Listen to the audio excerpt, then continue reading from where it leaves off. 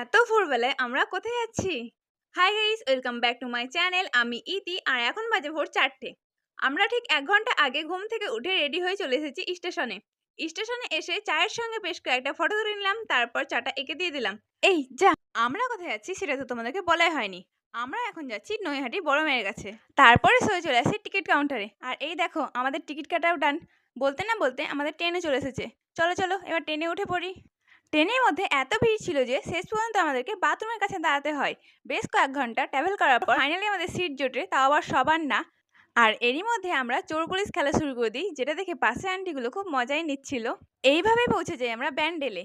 আগে ট্রেনটা বেশ কিছুক্ষণ লেট করায় আমরা নৈহাটি যাওয়ার ফার্স্ট ট্রেনটা মিস করে ফেলি।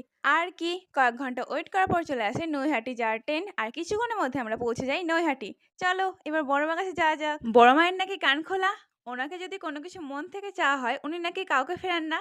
জানো তো, আমি ওই 6-7 মাস আগে মাকে সোশ্যাল মিডিয়ায় দেখে ভেবেই নিয়েছিলাম একদিন না একদিন আমি তোমার কাছে যাবই। জিজু রিয়াদি না থাকলে আমি হয়তো এত তাড়াতাড়ি যেতে পারতাম না। তারপরে কয়েক পা হেঁটে চলে আসলাম গঙ্গাতে। এই গঙ্গাতেই নাকি মায়ের নিরঞ্জন হয়। স্নান করার ইচ্ছে তো ছিল, কিন্তু বাড়ি থেকে সবাই স্নান করে এসেছিলাম, তাই আর স্নান করলাম না। গঙ্গা জল মাথায় নিয়ে মায়ের তিলক পরে নিলাম। আর এইদিকে দেখো অনেকেই গঙ্গা স্নান করে ভিজে কাপড়ে ডন্ডি কাটতে কাটতে মায়ের মন্দির পর্যন্ত যাচ্ছিল। তারপরে চলে গেলাম পুজোর লাইন দিতে। কালী পুজোর সময় মায়ের মন্দির বন্ধ ছিল, তাই অন্য দিনের তুলনায় আজকে ভিড়টা একটু বেশিই ছিল। আমরা তো লাইনে শেষ খুঁজেই পাচ্ছিলাম না।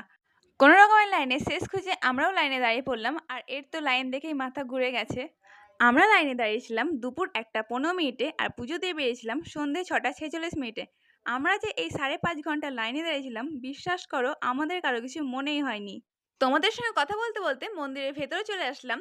আর এই যে গ্রিলটা দেখছো, এটার ফাঁক দিয়ে মায়ের এক ঝলক দর্শন পেয়েছিলাম। আমরা যত সামনের দিকে এগোচ্ছিলাম আমাদের এক্সাইটমেন্টটা আরো বেশি বেড়ে যাচ্ছিল। আর এখন তো আমরা ঠিক মায়ের মন্দিরের সামনে। আমি তো ভাবতেই পারছি না আর মাত্র কিছুক্ষণের অপেক্ষা। তারপরেই ও মাই গড, যখন আমি মাকে সামনে থেকে দেখলাম তখন যে অনুভূতিটা ছিল সেটা বলে বোঝানোর মতন না। তারপর সবাই মিলে মায়ের একে একে পুজো দিলাম। বাকিটুকু নিয়ে দেখা হচ্ছে নেক্সট পার্টে। আজকে একটু অন্যরকম হয়ে যাক। জয় বড় মা।